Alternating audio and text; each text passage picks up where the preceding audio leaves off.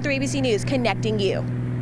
Well, 1 week from today, 2 former Bakersfield City School District employees will be traveling to Arizona to undergo kidney transplant surgery together. 23 ABC's Tori Cooper spoke with both women, and she joins us in studio with more on how a chance encounter transformed a lifelong friendship. Tori? Tim, Jess, Sharon Cruz and Diane Gonzalez have been friends for more than 30 years. They both used to work in the Bakersfield City School District before retiring recently, but this year they crossed each other's path at the right time, and now both of their lives are set to change in a big way. And when you're privileged enough or blessed enough, in a case like Sharon, then it's wonderful. For the last 3 years, retired Bakersfield City School District Secretary Diane Gonzalez has been waiting for a kidney. And one of the factors about being on the national transplant list is that in the state of California, the wait time was 5 to 7 years. The wait time now is 7 to 10. So a live donor is the best way to go. Gonzalez has been a diabetic for many years, but she recently hit stage 5 of kidney disease, where she had to be put on dialysis 3 hours a day for 2 days out of every week. You have so many side effects and like a bad headache. You have, like me right now, I feel so very weak. While Gonzalez spent each day waiting and praying for a match, she was also pushing through the physical pain and was missing out on major family and friend events. Until one day this year, when an unlikely encounter with an old coworker changed everything for Gonzalez.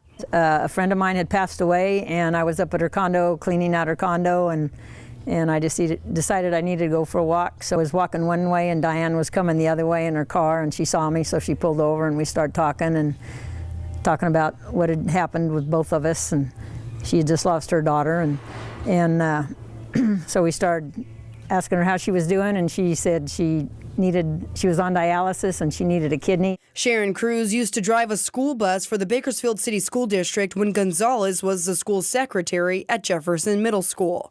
The two began their friendship at work, but now, 30 years later, they discovered something else they share in common. So I eventually asked her what blood type she was, and I was the same blood type, A positive, so I told her I'll donate. Shortly after, Cruz began testing at the Mayo Clinic in Arizona to see if her body could handle the process.